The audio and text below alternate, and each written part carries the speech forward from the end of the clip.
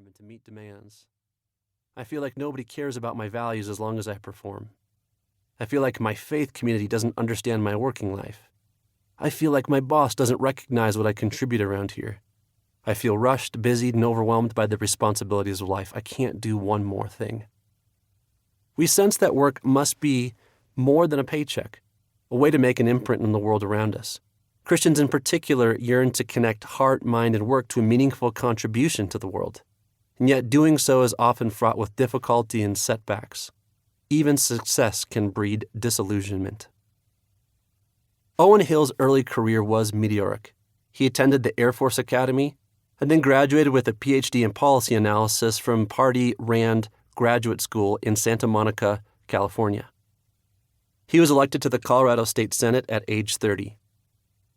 Having co-sponsored several successful bills in Colorado, he decided to wager it all 6 years later and run for U.S. Congress.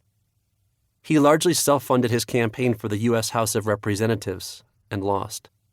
After losing to a long-standing incumbent, he felt growing tension around broad Republican support for personality rather than policy, so Owen decided to leave politics altogether. Nearly penniless and jobless after a decade in politics, Owen reflected one evening over dinner about his work. What was it really for? Did I accomplish anything that will last? A nagging sense of emptiness hung over him like a cloud as he tried to start over in a new career, but now with 4 kids. At the midpoint of his life, Owen found himself reassessing his career, identity, and the overarching story of his life. Now, many of us deeply enjoy our work, yet we also feel lonely, anxious, tired, misunderstood, and often undervalued at our jobs. In 2021, Gallup reported only 36% of U.S. employees were engaged in their work and workplace.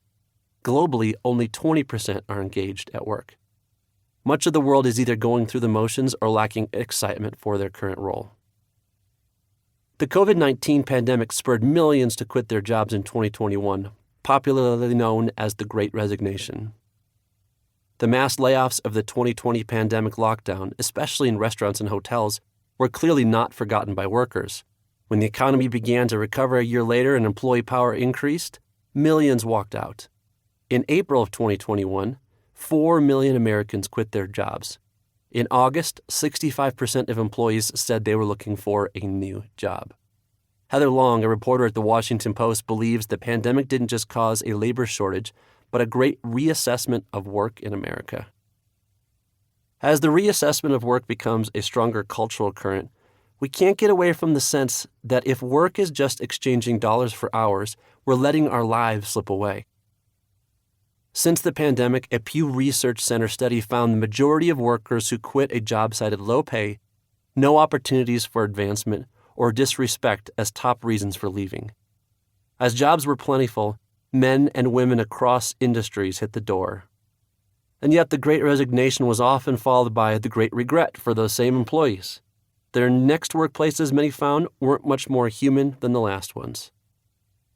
Finding meaning in work feels like searching for Bigfoot, ever elusive and probably just a myth.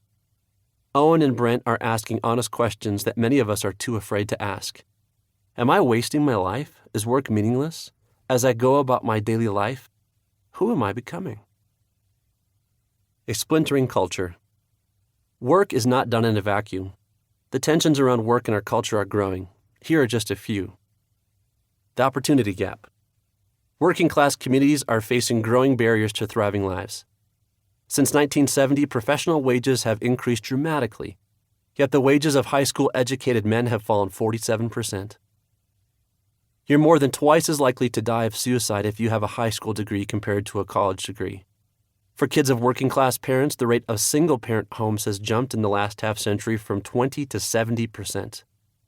And shockingly, high-achieving poor kids are now less likely, 29%, to get a college degree than low-achieving rich kids, 30%.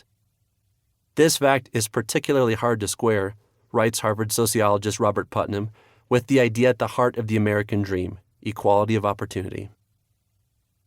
Crisis of work. On one side of the economic spectrum, work has become almost a religion. Derek Thompson of The Atlantic calls this workism, the belief that the center of one's identity and life's purpose must always be found in work. On the other side is what researcher Nick